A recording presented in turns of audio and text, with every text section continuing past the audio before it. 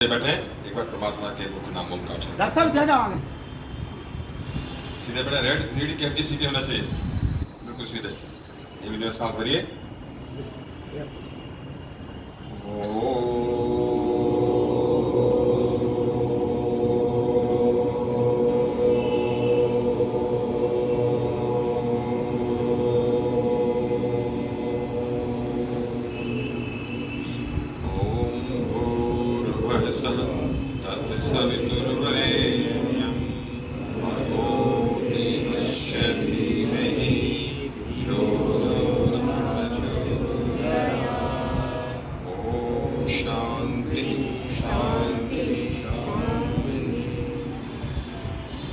इस कार्यक्रम के सहयोग आदरणीय नकललाल जी, मंच पर उपस्थित आदरणीय लालकृष्ण जी, आदरणीय दीपक चौबे जी और सभी यहाँ के सम्मानित आर्यजन, श्रद्धेय मातृशक्ति भाई बच्चों, सर्वप्रथम तो मैं आभारी हूँ नकललाल जी का, जिन्होंने मुझे ललित पुलिस स्टेशन से हाईजैक करके यहाँ ले आए।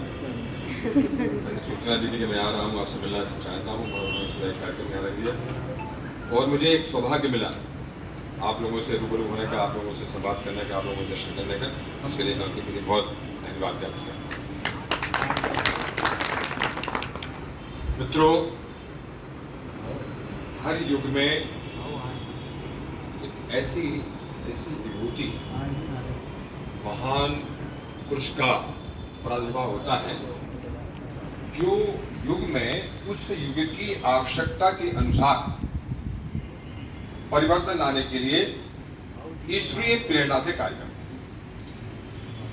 वो परमात्मा उसको इतना सामर्थ्य देते हैं, इतना ज्ञान देते हैं कि वह अकेला ही इस पूरे प्रवाह की धार को मोड़ देता है।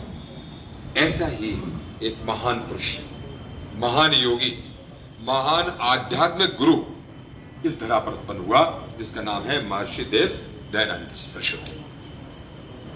ये छोटी मोटी घटना थी। उस समय आप विचार कीजिए, जब हम स्वतंत्र थे, स्वतंत्रता पूर्वक हम बोल नहीं सकते थे, हमें भाषण की आजादी नहीं थी, यहाँ तक कि हमें अपनी परंपराओं को मानने की आजादी भी नहीं थी। ऐसे विषम परिस्थितियों में एक ऐसा महान पुरुष उत्पन्न हुआ जिसने हमें अपनी अस्मिता से जोड़ा, हमें अपने इतिहास के गौरव से जोड़ा और हमें बताया कि ये जो अभी का कालखंड है 100-200, यही नहीं भारतवर्ष, यही नहीं हिंदुस्तान या हिंदुओं की कहानी।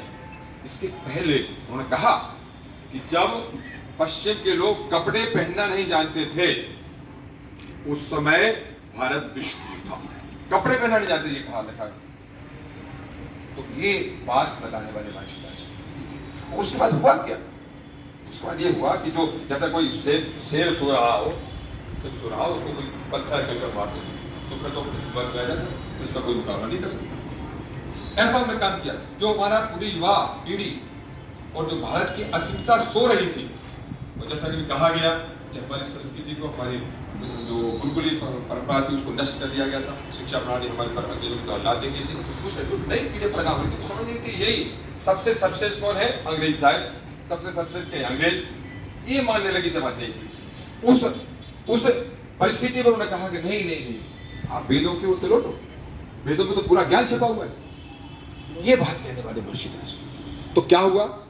उस पीढ़ी में एक दो वर्गों में बांट सकते हैं पीढ़ी को। एक तो वो जो पाश्चात्य की तरफ झुके हुए थे, पाश्चात्य शिक्षा प्राप्त करने के विदेश जाते थे, और ये वो जो पढ़े लिखे तो थे परंतु पश्चिम के साहित्य से, पश्चिम की संस्कृति को प्रभावित नहीं थे। उन्हें एक रास्ता मिल गया, वेदों का रास्ता मिल गया। उसमें श्यामजी कृष्ण वर्मा का नाम अग्रणी, क्योंकि वो पाश्चात्य शिक्षा भी प्राप्त किए थे और महर्षि दयानंद को वेदों भी पढ़ाए थे। तो इस प्रकार की विचारधारा अपने विनायक राव जी सावरकर, ये ऐसे महान विभूतियां थी जिन्होंने महर्षि दयानंद से प्रेरणा प्राप्त की। उस प्रेरणा मूल बीज क्या था? एक ऐसा व्यक्ति जो अंग्रेजी राज में कह रहा है कि कोई कुछ भी कहे परंतु स्वराज सर्वोपरि है, अपना राज ही सर्वोपरि है। उन्हें तक लगा कि चाहे जो विदेशी राज है, माता पिता की तरह हमारा उपकारी क्यों ना हो, फिर भी स्वराज सबसे सर्वोपरि है। ऐसा कहने वाला कौन है? ऐसे थे महर्षि दयानंद। तो उनकी अगर हम पूरी शिक्षा को, उनके व्यक्तित्व को, उनके नेतृत्व को हम किसी बहुत सूत्र में प्रो है, तो मैं समझता हूँ कि 3 बातों में उनकी बात हम कह सकते हैं, जो उन्होंने उनका जीवन दर्शन था, जो उन्होंने हमको दिया। वो क्या है?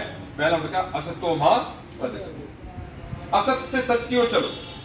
इसलिए उन्होंने एक नियम बनाया आर्य समाज में कि प्रत्येक को सत्य को ग्रहण करने और असत्य को त्याग करने की सदैव उद्यत रहना चाहिए।